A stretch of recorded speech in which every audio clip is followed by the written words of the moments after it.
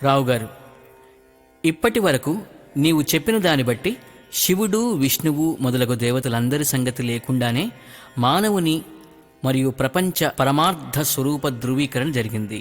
అనేక మంది దేవతలు శాస్త్ర గ్రంథాలలో ప్రజల జీవన విధానంలోకి ఎలా ప్రవేశించారు అనేది ఇప్పుడు చూద్దాం. ఉనికి ఆనందాలను తనలో ఇముడ్చుకొని ఏకమైన శుద్ధ జ్ఞానంతో ఉన్నవాడు సదాశివుడు లేదా కామేశ్వరుడు. The possessor primordial being with his internal primordial energy. ఇది దుఃఖస్పర్శ లేని సుఖస్వరూపంగా ఉనికిలో ఉన్న నిద్రావస్థలోని నేను పరిస్థితి.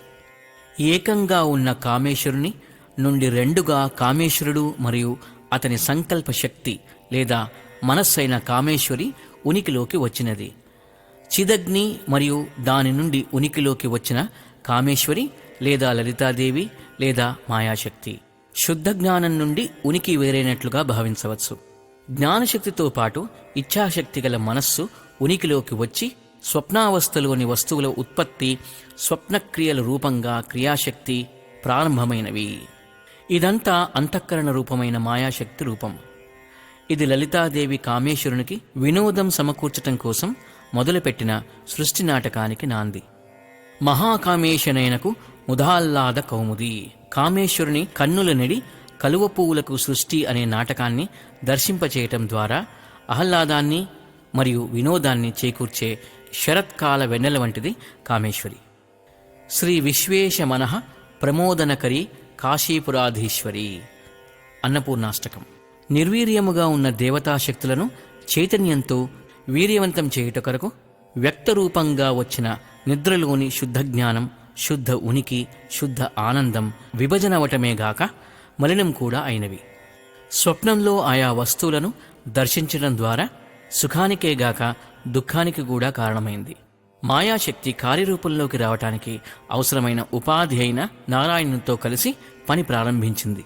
మాయోపాధీకుడైన నారాయణుని వల్ల సృష్టి నిద్రలోని శుద్ధ జ్ఞానాన్ని ఆవరించి ఉన్న నాకేమీ తెలియదు అనే అజ్ఞాన ఆవరణ శక్తితో పాటు స్వప్నంలోని జ్ఞానం ఇతర వస్తు, సంఘటన, వ్యక్తులతో ఇతరాలుగా కనపడటం, అనగా ఉన్న ఒకే వస్తువును ఉన్నట్లుగా కాక ఇతర వస్తువులుగా చూపించే విక్షేప శక్తి పనిచేయటం కూడా స్వప్నంలో మొదలైంది.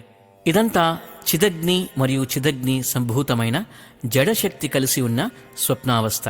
మాయాశక్తితో కూడిన నారాయణుడు శబల బ్రహ్మము, సృష్టికారకుడు, జగన్నాటక సూత్రధారి. 3 గుణములకు సంబంధించి 3 శక్తులు ఇతని అధీనంలో కలవు. ఆ గుణశక్తులు వివిధ పాళ్లలో చేసిన సమ్మేళనము జగత్తు. ఈ మాయే మానవునికి అజ్ఞాన కారణము. జాగ్రత్త అవస్థలో అంతఃకరణ చైతన్యంతో కలిసి ఉన్నందువల్ల పరిమిత చైతన్యాన్ని సంతరించుకుంది. అంతఃకరణ ఇప్పుడు మనస్సును శరీరంలోని బుద్ధి, ప్రాణేంద్రియాది ఇతర దేవతాశక్తులను వాటి వాటి పనులు నిర్వహించుకోవటానికి అవసరమైన చైతన్యంతో ఏర్పరచుకున్నది. బాహ్య జగత్తులో బ్రహ్మము నుండి ఉద్భవించిన లలితాదేవి నారాయణ రూపంతో జగత్తు యొక్క ఉత్పత్తి, స్థితి, లయలు అనే ముఖ్య కార్యాలను నిర్వహించటానికి, జగత్తుకు రక్షణ కల్పించటానికి చతుర్ముఖ బ్రహ్మ, ఇంద్రవరుణాగ్ని మొదలగు సర్వదేవతలను వారి వారి శక్తులతో సృజించింది. అనగా అందరిలోని శక్తి ఆమెదే అని అర్థం. భారతీయ తత్వశాస్త్రంలో జగత్తంతా చైతన్య జడాల కలయికతో, అంటే ఎనర్జీ అండ్ మాస్ పనిచేస్తున్న ఒక విరాట్ పురుషుని శరీరంగా చిత్రీకరిస్తారు. ఇలాంటి విరాట్ పురుషుని శరీరం అంటే జగత్తు డైనమిక్గా ఉండి కాలానుగుణంగా ముందుకు ప్రవహించటానికి ఏ ఏ దేవతాశక్తులు అవసరమో అవే శక్తులు మానవ శరీరాన్ని క్రియాశీలం చేస్తున్నాయి. నిద్రావస్థలో నిజమైన నేనుగా ఉన్న ఒకే ఆత్మశక్తి స్వప్నావస్థలో పరిమిత మనోప్రపంచంగా, తరువాత సంపూర్ణ వ్యాపకత్వంతో జాగ్రత్తలో అపరిమిత జగత్తుగా వివర్తం చెంది అసలు నిజమైన నేను ఏదో, నిజమైన ఉనికి జ్ఞాన సుఖాలేవో తెలియనివ్వని గందరగోళ పరిస్థితిలో, అంటే పూర్తి అజ్ఞానంలో మనలను ముంచివేస్తున్న జాగ్రత్త అవస్థ ఇది. దీనికంతటికీ సైన్స్ పరంగా ఇలా వివరణ ఇవ్వవచ్చు. చిదగ్ని లేదా చిచ్చక్తి అనగా బ్రహ్మము, కామేశ్వరుడు, చైతన్య శక్తి. అంటే మన ఇంటిలోని ఎలక్ట్రిక్ స్విచ్ బోర్డులోని ఒక 3 పిన్ సాకెట్లోని విద్యుత్ శక్తి. చిదగ్నికుండ సంభూత అంటే సాకెట్లోని ఒక కేబుల్తో కూడిన 3 పిన్ ప్లగ్ పెట్టినప్పటి పరిస్థితి. ప్లగ్ పిన్ మరియు కేబుల్ వైర్. ఇదిప్పుడు జడం అనగా లలితాదేవి లేదా నారాయణి. తరువాత సాకెట్ స్విచ్ ఆన్ చేసి ప్లగ్ మరియు కేబుల్ వైర్లోకి విద్యుత్ శక్తిని ప్రసరింపచేశాం. విద్యుత్ శక్తితో కూడిన plug pin and cable wire చిక్ శక్తి మరియు లలితాదేవి అనగా నారాయణుడు లేదా ఈశ్వరుడు లేదా భగవంతుడు. కేబుల్కు రెండో చివర ల్యాప్టాప్ తగిలించాము. ఇదింకో జడ పదార్థం, అనేక విడి భాగాలతో కూడిన జగత్తు. దీనిలోని శక్తి ఇప్పుడు నిద్రాణంగా ఉంది. ల్యాప్టాప్ ఆన్ చేశాము. కేబుల్కు ఇటు చివర తెరచి ఉన్న ల్యాప్టాప్లోని ప్రపంచ సృష్టి స్క్రీన్ మీద కనబడుతున్నది. సాకెట్లోని మొదట ఉన్న ఏకరూప విద్యుత్ శక్తి దశల వారీగా ల్యాప్టాప్ దానిలోని అనేక జడాలతో కలిసి దానిలోని అన్ని భాగాలలో వ్యాపించి ఉండటం వల్లనే అది పనిచేస్తున్నట్లు గమనించవచ్చు.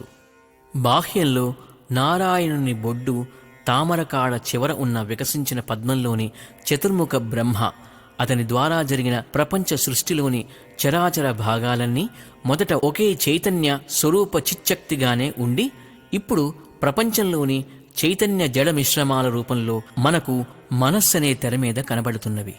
మొదట్లో ఉన్న చిచ్చక్తియే ప్రపంచం. దానిలోని అన్ని వస్తువుల్లో వ్యాపించి ఉన్నదనే దీని అర్థం. ఈ చిచ్చక్తిని ట్యాప్ చేసి చతుర్ముఖ బ్రహ్మ ద్వారా సృష్టిగా వ్యాపింపజేసినవాడు నారాయణుడు. అందువల్లనే జగత్తు డైనమిక్గా ఉన్నట్లు మనకు తెలుస్తోంది. జగత్తంతటా వ్యాపించి ఉన్న చిచ్చక్తిని మనం జగత్తులోని ఈక్విలిబ్రియంగా గుర్తించవచ్చు. బాహ్య జగత్తులో మనం జ్ఞానేంద్రియ కర్మేంద్రియాల ద్వారా సంచరిస్తూ మన కోరికల మేరకు కావలసిన సమాచారాన్ని, భోగ్య వస్తువులను మనస్సనే తెర మీదకు తెచ్చుకొని అనుభవిస్తున్నాము. ప్రపంచంతో వ్యవహారం నడుపుతున్నాము. అలాగే అమెజాన్ మొదలగు కంపెనీల ద్వారా మనకు కావలసిన షాపింగ్ వస్తువులు తెప్పించుకోవటం లాంటి అనేక విధాల వ్యవహారాలు చేస్తున్నాము.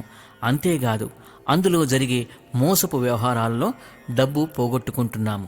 స్త్రీల వలలో పురుషులు, పురుషుల వలలో స్త్రీలు ఫోన్లు, ల్యాప్టాప్ల ద్వారా మోసపోయి డబ్బు కంటే విలువైనవి పోగొట్టుకుని జీవితాలను నాశనం చేసుకుంటున్నాము. బాహ్య జగత్తులో లాగానే ఇక్కడంతా నడుపుతున్నాము. అంత మాత్రాన ఫోన్లు, ల్యాప్టాప్లలోని జగత్తు సత్యమైనదని ఎలా భావించలేమో, మనసు కల్పిస్తున్న జాగ్రత్త జగత్తు కూడా సత్యమని భావించలేము. అది వర్చువల్ రియాలిటీ అయితే ఇది అంతే. ఒక్క నిద్రలోని జ్ఞాన స్వరూపుడినైన ఆ నేను అనగా ఆత్మ లేదా బ్రహ్మము మాత్రమే సత్యమైన ఉనికి కలది, అనగా సద్వస్తువు. మిగతా ప్రపంచమంతా వస్తూ పోతూ ఉండే అసద్వస్తువు.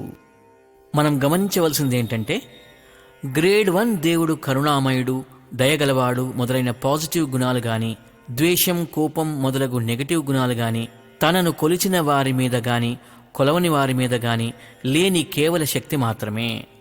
కేవల శక్తికి ఇలాంటి గుణాలేవి ఉండజాలవు. తనను నమ్మినా నమ్మకపోయినా సాకెట్లో వేలు పెట్టిన వాడిని షాక్ ఇవ్వకుండా మానడు. వేలు పెట్టని వాడికి షాక్ ఇవ్వలేడు. ఈ పాజిటివ్ నెగటివ్ గుణాల వ్యవహారం అంతా 2వ గ్రేడ్ దేవుడిది. ఇది కూడా నిజం కాదు. ఇతడు కూడా గ్రేడ్ 1 దేవుడి లాంటి వాడే. ఎందుకంటే సాకెట్ స్విచ్ ఆన్ చేయకముందు ఇతడు జడ స్వభావుడు. జడానికి పాజిటివ్ లేక నెగటివ్ గుణాలు ఉండడం సంభవం కాదు కదా. యాతావాత ఈ గుణాలన్నీ స్విచ్ ఆన్ చేసిన తర్వాత ఎనర్జీ, మాస్ కలిసిన జగత్తును సృష్టించిన చతుర్ముఖ బ్రహ్మ నుంచి క్రిందివారైన దేవతలు, మానవులు మొదలైన జీవులకు మాత్రమే. మరికొంత వివరముగా మనము వచ్చే ఎపిసోడ్లో ఈ విషయాల గురించి మాట్లాడుకుందాం.